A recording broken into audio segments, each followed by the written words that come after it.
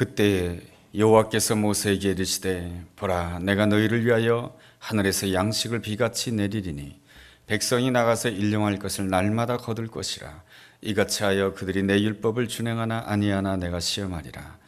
여섯째 날에는 그들이 그 거둔 것을 준비할지니 날마다 거둔 것에 갑절이 되리라. 모세와 아론이 온 이스라엘 자손에게 이르되 저녁이 되면 너희가 여호와께서 너희를 애굽 땅에서 인도하여 내셨음을 알 것이요 아침에는 너희가 여호와의 영광을 보리니 이는 여호와께서 너희가 자기를 향하여 원망함을 들으셨습니다. 우리가 누구이기에 너희가 우리에게 대하여 원망하느냐. 모세가 또 이르되 여호와께서 저녁에는 너희에게 고기를 주어 먹이시고 아침에는 떡으로 배불리시니 이는 여호와께서 자기를 향하여 너희가 원망하는 그 말을 들으셨습니다. 우리가 누구냐. 너희의 원망은 우리를 향하여 함이 아니요 여호와를 향하여 함이로다. 모세가 또 아론에게 이르되 이스라엘 자손의 온 회중에게 말하기를 여호와께 가까이 나아오라. 여호와께서 너희의 원망함을 들으셨느니라 하라. 아론이 이스라엘 자손의 온 회중에게 말하매 그들이 광야를 바라보니 여호와의 영광이 구름 속에 나타나더라. 아멘. 누군가를 좋아하고 누군가를 따라한다라고 하는 것은 참 중요한 일입니다. 아이가 엄마 아빠를 좋아하고 엄마 아빠가 하는 대로 따라하게 되면 어떤 일이 일어나게 됩니까? 엄마 아빠 안에 있는 그 품성과 엄마 아빠 안에 있는 그 좋은 것들이 자녀들에게로 다 흘러가게 됩니다. 학교 가서 선생님을 좋아하고 선생님이 하던 대로 따라가면 어떻게 됩니까?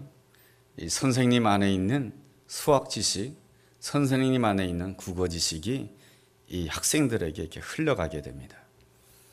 교회 와서 목회자를 좋아하고 목회자가 하는 대로 따라서 하게 되면 어떤 역사가 일어납니까?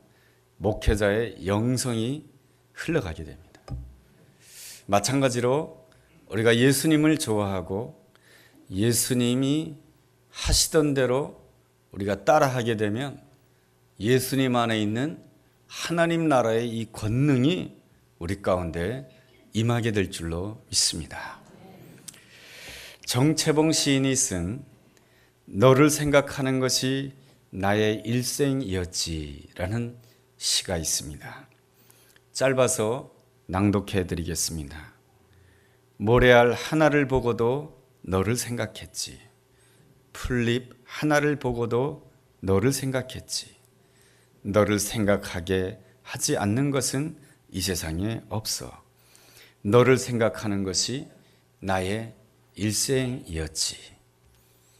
너를 생각하는 것이 나의 일생이다 라는 것입니다. 너를 생각하고 너를 묵상하고 너를 기억하고 그래서 바다를 보아도 너를 생각하고 땅을 보아도 너를 생각하고 들에 있는 들꽃을 보아도 너를 생각하고 너를 생각하는 것이 나의 일생이었다. 이렇게 부부간에 이런 고백을 듣는다면 엄청나겠죠. 그죠? 그럴 마음 없으십니까? 네. 이 너에다가 예수님을 집어넣어서 생각해 본다라고 한다면 예수님을 생각하고 예수님을 기억하고 예수님을 좋아하고 그래서 하늘을 보아도 예수님이 생각이 나고 저 땅을 보아도 예수님이 생각나고 저 넓은 바다를 보아도 예수님이 생각이 나고 산을 보아도 예수님이 생각이 나고 예수님을 생각하는 것이 나의 일생이었습니다. 이렇게 고백한다라고 한다면 정말로 하나님이 축복하는 아름다운 생애가 될 줄로 믿습니다. 하나님께서 이스라엘 백성들을 애굽에서 나오게 하신 이유가 무엇입니까?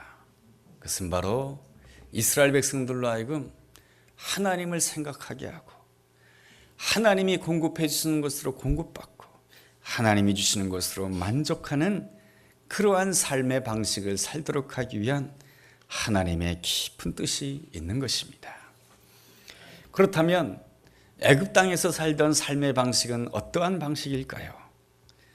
한마디로 말한다라고 한다면 목표지향적인 삶이다라고 할 수 있을 것입니다. 애굽의 바로는 애굽에 있는 모든 사람들 또 이스라엘 백성들에게 항상 목표를 제시하였습니다. 이만한 성을 이달 안에 지어라, 이만한 벽돌을 만들어라, 이만한 곡식을 거두어라. 항상 목표를 제시하고 목표를 달성하도록 계속해서 이 재촉하는 것이 애굽인의 삶의 방식이었던 것입니다. 하루는 모세와 이스라엘 백성들이 애굽의 바로에게 나아가서 요구를 하게 됩니다. 우리로 하여금 3일길쯤 광야로 나가서 하나님을 예배하게 하소서, 하나님께 제사 드리게 하소서. 그랬을 때에 애굽의 바로가 어떻게 반응합니까? 너희들이 왜 쉬려고 하느냐? 너희들이 왜 일을 멈추려고 하느냐? 너희들은 더 많이 일을 해야 된다.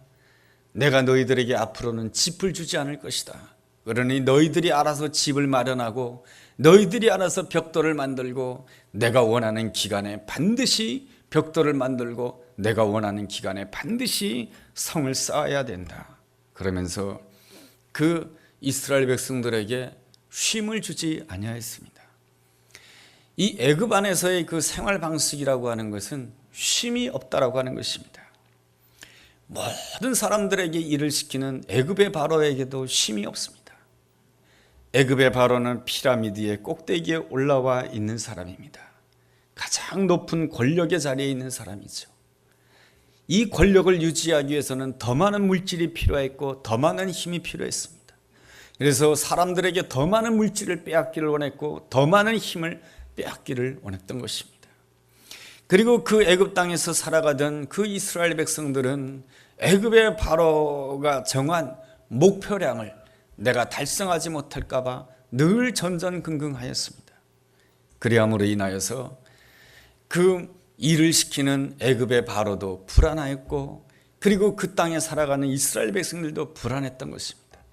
애굽인의 삶의 방식이라고 하는 것은 한마디로 말한다라고 한다면 불안 그 자체인 것입니다. 마음이 불안한 사람의 특징이 있습니다. 다른 사람들에게 끊임없이 자기 생각을 강요하고 다른 사람들에게 끊임없이 자기 생각을 통제한다라고 하는 것입니다. 이 강요와 통제를 어떻게 합니까? 항상 이 목표량을 제시하게 됩니다. 이 목표량을 제시하게 되면은 나타나는 현상이 있습니다. 목표량을 채웠다라고 하면 나는 위대한 사람이고 목표량을 채우지 못했다라고 한다면 나는 보잘것없고 나는 형편없는 그러한 열등감을 가지게 됩니다. 그리함으로 인하여서 이 애굽인의 삶의 방식은 많이 거두고 많이 가진지는 모르겠지만 거기에는 무엇이 없냐면 관계가 없습니다. 그래서 이 관계가 전부 다 깨어지게 되는 것이죠. 예전에 있던 교회의 한 권사님 가정의 이야기입니다. 딸이 하나 있었는데 사위가 큰 병원의 의사입니다. 그 집안에 딸이 또 하나 있어요. 그러니까 손녀딸인 것이죠. 딸이 딸을 낳았으니까 외손녀딸인 것이죠. 이 외손녀가 참 공부를 잘했습니다. 늘 전교에서 1등 아니면 2등을 했던 것이죠. 그런데 학교를 마치고 학원을 가는 길에 지하철에서 지하철을 기다리고 있는 동안에 아무도 건드리지 않았는데 팍 쓰러졌습니다. 그래서 누가 신고해서 빨리 병원으로 달려갔지만은 뇌졸중으로 쓰러지게 됩니다. 그 이후로 그 손녀딸은 일어서지를 못합니다.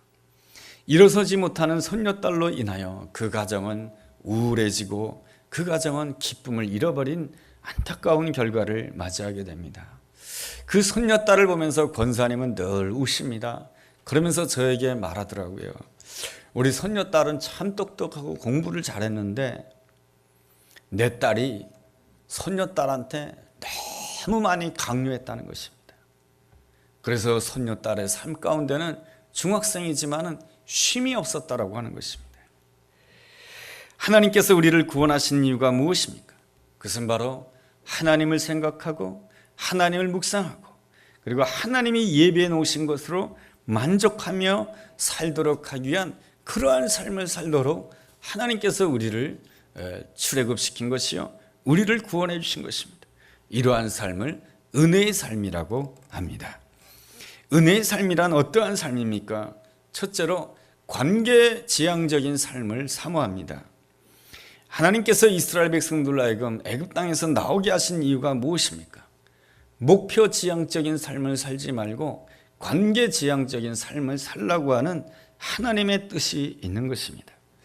창세기 1장을 본다라고 한다면 하나님께서 6일 동안 온 세상을 창조하셨습니다. 그리고 6일째 되는 날 인간을 창조하셨습니다. 그리고 7일째 되는 날 하나님께서는 쉬셨습니다. 그러므로 인간이 6일째 창조된 인간이 7일째 첫날을 맞이하는 그 날이라고 하는 것은 쉬는 날인 것입니다. 그 쉬는 날 무엇을 하겠습니까?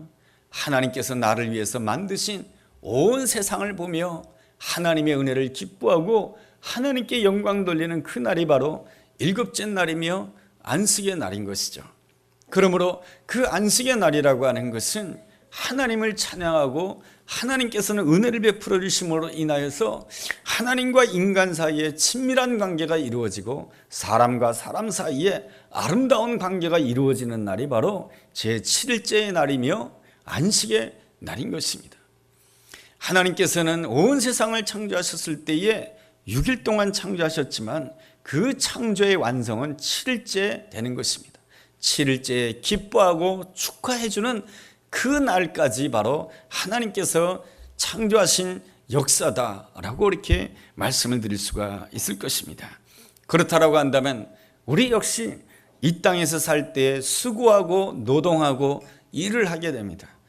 그렇지만 그 수고와 노동과 일의 결과가 어디로 향해야 되냐 하면은 바로 하나님과의 아름다운 관계, 사람과의 행복한 관계로 이끄는 그 관계지향적으로 나가야 되는 것입니다. 물론 우리는 이 땅을 살아가면서 얼만큼 생산해야 되겠다라고 하는 목표가 있고 얼만큼 벌어야 되겠다라고 하는 목표를 가질 수가 있습니다. 그러나 그 목표가 우리의 최고의 가치가 되면 아니되는 것입니다. 그 목표만이 내 인생의 최고의 가치가 되면은 우리는 7일을 잃어버리게 되는 것입니다. 하나님께서는 온 세상을 창조하셨을 때에 바로 창조의 완성을 바로 7일째 하신 것입니다. 그러므로 우리가 창조 원리에 따라서 살아간다라고 한다면 우리가 땀 흘리고 수고하고 애를 쓴다 할지라도 내가 얼마나 생산했느냐, 내가 얼마나 벌었느냐, 내가 얼마나 큰 것을 소유했느냐, 여기에서 맞춰서는 아니 되는 것이고, 그것으로 인하여서 마지막에는 하나님과의 그 아름다운 관계로 나가야 되는 것이고, 아내와의 아름다운 관계로 나가야 되는 것이고, 남편과의 아름다운 관계로 나가야 되는 것이고, 자녀들과의 복된 관계로 나가야 되는 것이고, 나와 함께 일했던 직장 동료와의 아름다운 관계로 마무리 지을 수 있어야 바로 하나님께서 창조하신 창조 원리에 따라 살아가는 아름다운 삶이 될 수가 있는 것입니다. 요셉의 삶이 그러했습니다. 요셉은 애굽 땅에 노예로 끌려가서 일을 하게 됩니다. 여러분, 요셉이 하는 일이 무엇입니까? 노예의 일입니다. 이 애굽 땅의 삶의 방식이라고 하는 것은 그 사람의 가치는 그 사람이 무슨 일을 하고 있느냐, 여기에 따라서 그 사람의 가치가 정해지는 것입니다. 그래서 애굽 땅에서는 서로 만날 때마다 묻는 것이 있습니다. 당신이 하는 일이 무엇입니까? 당신의 위치가 무엇입니까를 꼭 알려고 합니다. 그걸 묻지 않고 교제해도 좋을 텐데 꼭 그것을 물어요. 그렇게 물음으로 인하여서 상대방의 가치를 정하려고 하는 것이죠. 요셉은 애굽 땅에서 어떤 일을 하였습니까? 노예 일을 하였습니다. 노예 일을 한다라고 하는 것은 그 사람이 애굽 땅에서는 가치가 없는 인생이다라고 하는 것입니다. 그가 감옥에 들어갑니다.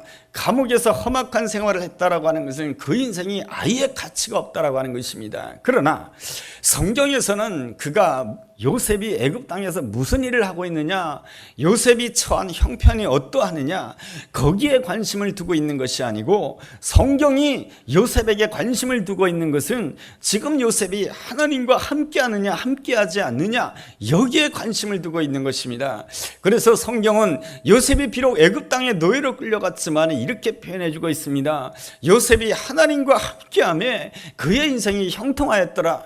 그가 감옥 속에 들어갔지만은 요셉이 하나님과 함께하며 그의 인생이 형통하였다라고 말씀해주고 있는 것입니다. 그런 거로 요셉이 하나님께서 관심을 가지는 것은 바로 이 요셉이 하나님과 얼마나 친밀한 관계 속에 있는가, 그리고 내 옆에 있는 사람과 얼마나 아름다운 관계 속에 있는가를 하나님께서 늘 주목해 보는 것이죠. 요셉이 왜 보디발 장군의 부인의 그 유혹을 뿌리쳤던 것입니까? 그것은 하나님과의 바른 관계를 위한 것이요, 보디발 장군과의 아름다운 관계를 위하여서 보디발 장군의 아내의 유혹을 과감하게 끊어버린 것 아니겠습니까? 물론 그가 감옥에 들어가게 되었지만 말이죠, 이러했을 때에 하나님께서는 그의 인생을 형통하게 하셨고 그로 하여금 애굽의 총리가 되게 해주셨습니다. 그렇지만은 이 요셉의 아름다운 점이라고 하는 것은 내가 애굽의 총리가 되었다고 해서 그것으로 인해서 내 역사가 다 끝난 것이 아닙니다. 하나님께서 내게 주신 그 인생을 다 끝낸 것이 아닌 것이죠. 애굽의 총리라고 하는 것은 무엇으로 나아가기 위한 것입니까? 하나님과의 아름다운 관계로 나아가기 위한 것이며 하나님께서 내게 붙여준 사람들과의 복된 관계로 나아가기 위한 것입니다. 그러기에 그 요셉을 통해서 모든 애굽 사람들이 풍성하게 살게 되고 그 요셉으로 인하여서 요셉을 팔았던 그 형제들까지도 다 먹여 살려지게 되는 아름다운 관계로 마무리 짓게 되는 것입니다. 이것이 바로 무엇이냐면은 하나님을 만난 사람들의 삶의 방식이며 하나님이 창조하신 창조 원리에 따라 살아가는 아름다운 삶의 모습인 줄로 믿습니다. 이것이 바로 하나님이 축복해 주시는 놀라운 축복의 삶이요 은혜의 삶인 줄로 믿습니다. 둘째로 은혜의 삶은 하나님의 공급하심을 믿는 삶인 것입니다. 이스라엘 백성들이 애굽 땅에서 살아갔을 때에는 그들에게 무엇을 공급해 줄 것인가 하는 것은 누가 결정하는 것입니까? 애굽의 바로가 결정하는 것이죠. 그리고 이스라엘 백성들이 애굽 땅에서 얼마나 좀 더 넉넉하게 살 수 있느냐라고 하는 것은 어떤 땅을 가졌느냐에 따라서 결정이 됩니다. 애굽 땅은 비교적 비옥한 땅 아니겠습니까? 이스라엘 백성들은 애굽 땅에서 400년 동안 살았습니다. 그런 거로 애굽 땅에서 살아가던 그 삶의 방식이 항상 머릿속에 뿌리 박혀 있었던 것이죠. 이스라엘 백성들이 애굽 땅을 살아가면서 가졌던 생각이 무엇입니까?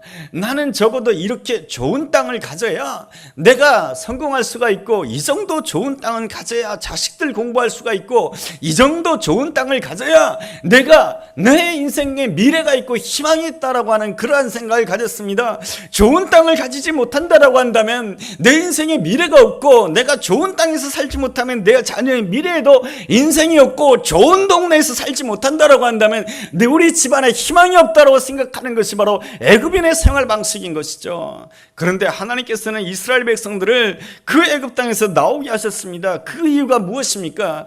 그것은 바로 이스라엘 백성들로 하여금 무엇입니까? 애굽인의 삶의 방식을 버리고 하나님을 믿는 새로운 방식으로 삶을 살기를 우리 하나님께서는 원하셨던 것이죠. 그래서 출애굽기서 16장 4절에 보면 하반절에 보면 이런 말씀이 있습니다.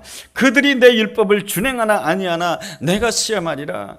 하나님께서 이스라엘 백성들을 애굽 땅에서 나오게 하신 이유는 하나님께서 이스라엘 백성들을 시험하신 것이며, 하나님께서 이스라엘 백성들을 애굽 땅에서 나오게 하신 이유는 하나님께서 이스라엘 백성들을 진동시키는 것입니다.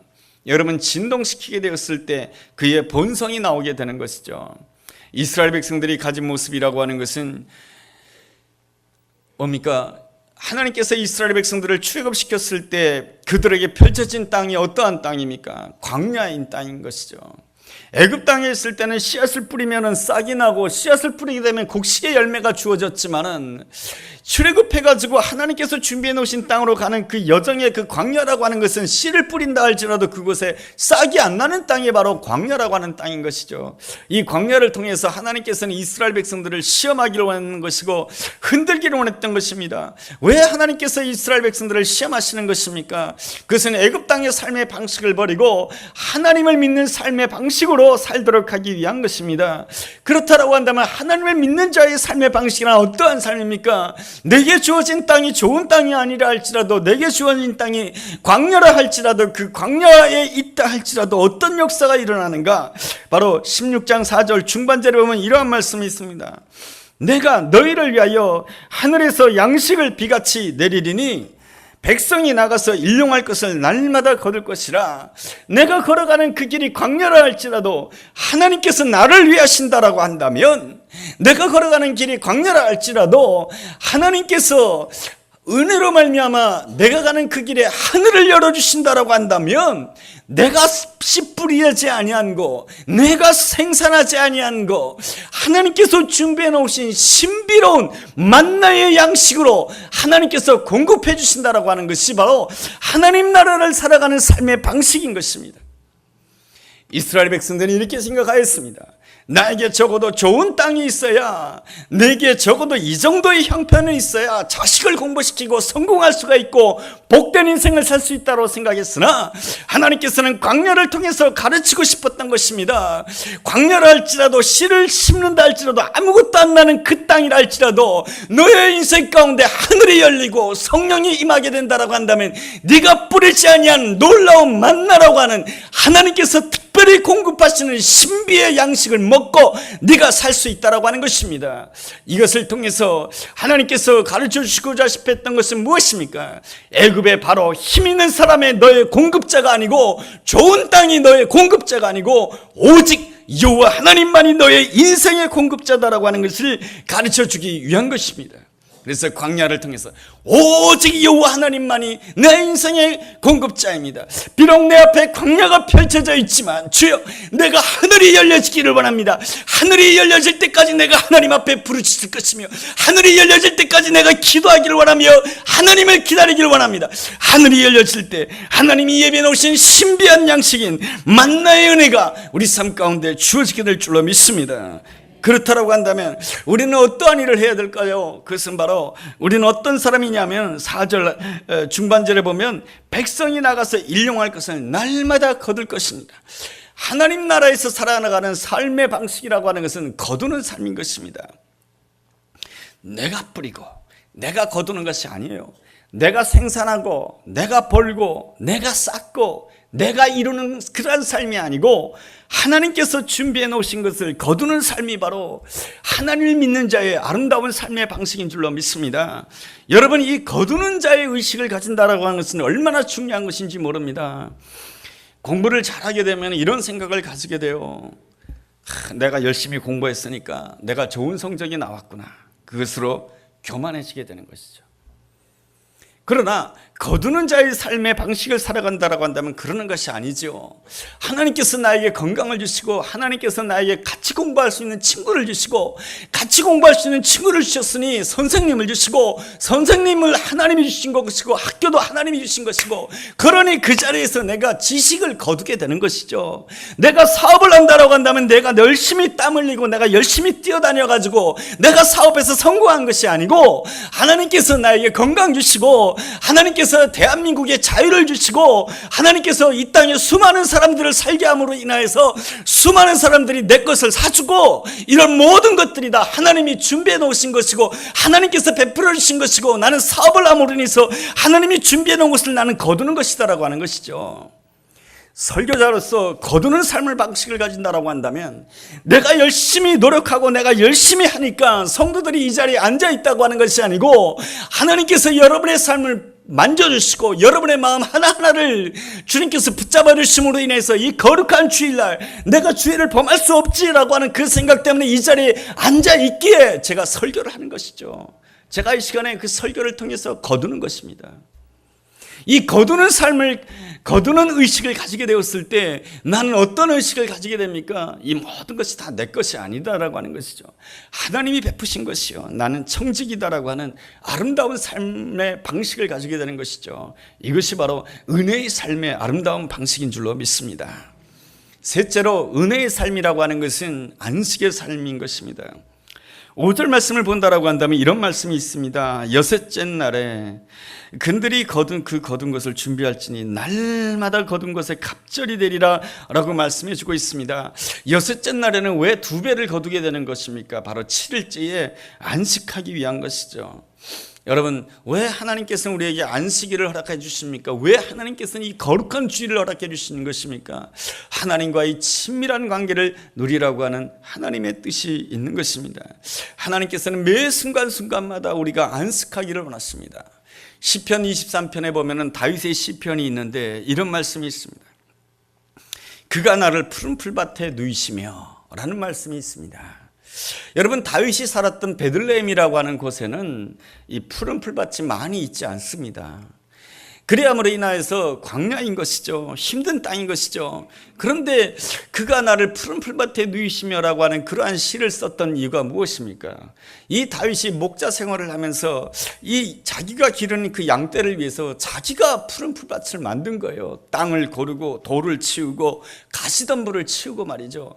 그렇게 함으로 인하여서 그곳에다가 또한 배에다가 풀을 그곳에다가 이렇게 쌓아둠으로 인하여서 양떼들이 보기에는 그것이 바로 푸른 풀밭이 되는 것이에요. 그래서 목자가 보았을 때는 양떼들이 목자가 수고하고 땀 흘린 곳에 와서 편안하게 쉬는 모습을 봤을 때 목자의 마음이 얼마나 기쁘겠습니까? 마찬가지로 우리의 선한 목자이신 예수 그리스도께서는 우리가 살아가고 있는 이 광야와 같은 이 땅에 저주의 가시덤불을 치워버리고 죄악의 바위돌을 다 치워버리고 그곳의 땅을 고르게 하시고 그곳에다가 은혜의 씨앗을 뿌려주시고 그곳에 사랑의 샘물을 파게 하심으로 인하여서 주님께서는 우리에게 말씀해 주십니다. 내게로 와서 쉬라고 말씀해 주시는 것이죠.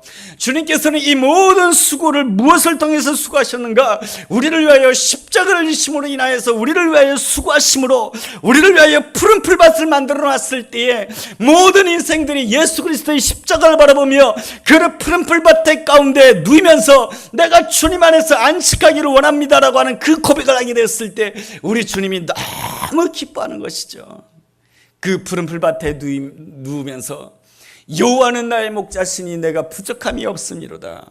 이 고백을 하는 그 자리가 바로 안식의 자리요, 하나님과 나와의 친밀한 관계가 주어지는 자리요, 그것이 바로 하나님께 영광 돌리는 귀한 자리 아니겠습니까? 안식의 삶을 사는 사람은 나의 수고와 나의 노력을 통해서 모든 것이 이루어지는 것이 아니고 하나님의 은혜와 하나님의 수고를 통해서 모든 것이 이루어진 줄로 믿습니다.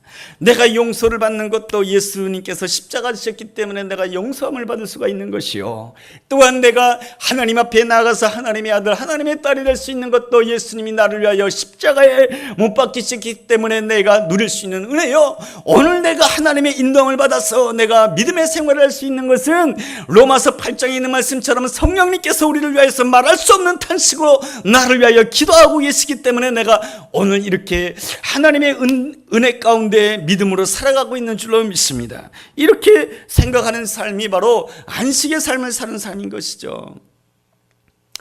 여러분, 태초의 인간 아담은 안식의 삶을 살았던 사람이에요. 여러분, 하나님께서 가장 위대한 일은 언제 한지 아십니까? 바로 우리가 잠들 때 위대한 일을 하시는 하나님이십니다. 하나님께서 아담을 위해서 가장 놀라운 일을 언제 하셨느냐? 아담이 잠들었을 때 하는 거예요. 아담이 잠들었을 때에 하나님께서는 아담을 보시면서 아담이 혼자 있는 것이 좋지 않구나, 아담에게 덮는 배필이 있어야 되겠구나 해서 아담이 잠든 사이에 아담의 갈비뼈를 빼가지고 하나님께서는 덮는 배필 하와를 허락해 주셨죠. 아담이 잠에서 깨어나서 하와를 보니까 내 뼈 중에 뼈요 내 살 중에 살이라. 역시 하나님은 내 인생에 가장 소중한 것을 나에게 주셨습니다. 여러분, 내 인생에 가장 소중한 것은 언제 오느냐? 내가 잠잘 때 오는 거예요. 예수 안에서 잠잘 때. 예수 안에서 잠잔다라고 하는 것이 무엇입니까? 잠을 자게 되면 무장해제가 돼요. 우리가 잠자면서 이렇게 한 사람은 없어요. 잠자면 아무렇게나 자요. 무장해제하는 거예요. 우리는 무장해제할 줄 알아야 돼요. 내가 잘해야 되겠다고 하는 그 생각에서 해제해야 돼요. 내가 너보다 이겨야 되겠다고 하는 생각 해제해야 돼요. 내가 너보다 앞서야 되겠다고 하는 것도 해제해야 돼요. 내 안에 있는 미움, 원수 맺는 마음, 그것도 다 해제해야 돼요. 그것이 잠자는 거예요. 주님께 다 맡기는 거죠. 주님께 다 맡기고 잠을 잘 때에 하나님께서는 내 인생에 가장 필요한 돕는 자를 허락해 줄 줄로 믿습니다. 여기에 바로 나의 기쁨이 있는 것이고 나의 행복이 있는 것이죠. 주님은 오늘 우리에게 묻습니다. 누가 너에게 기쁨과 평안함을 주느냐? 바로 나의 공급자이신 주님만이 나에게 기쁨과 평강을 주신다라고 하는 것입니다. 이 놀라운 사실을 기억하며 내가 날마다 은혜의 삶을 살기로 원합니다. 안식의 삶을 살기로 원합니다. 그 고백을 할 때에 하나님께서 가장 필요한 대로 여러분에게 채워주시고 하나님께서 그 아담의 갈비뼈를 가지고 가장 필요한 도움을 주신 것처럼 하나님께서는 내가 잠잘 때 가장 필요한 도움으로 역사해 줄 줄로 믿습니다. 여러분, 예배 드리는 것이 잠자는 거예요. 기도하는 것이 잠자는 거예요. 찬양하는 것이 잠자는 거예요. 잠을 잘 자서 하나님께서 예배해 놓으신 큰 도움을 받으시게 되는 우리 모두가 되기를 주님의 이름으로 축복합니다. 기도하겠습니다. 하나님 아버지, 오늘 나의 삶은 주님께서 나를 위하여 십자가 지신 사랑 때문에 주어진 은혜요 푸른 풀밭인 줄로 믿습니다. 주님만이 진정한 나의 공급자임을 고백하며 주님 안에서 매 순간마다 쉴 줄 아는 자가 되게 하여 주옵소서. 주님 안에서 힘들더라도 감사하게 도와주시고 오직 주님을 기다림으로 인하여서 날마다 하나님이 베푸시는 그 선물을 거두는 자 되게 하여 주옵소서. 주여, 오늘도 거두게 하여 주시고 이번 주에도 거두게 하여 주시고 거두는 놀라운 소망을 가지고 날마다 승리하는 우리가 되게 하여 주시옵소서. 예수님의 이름으로 기도했습니다. 아멘.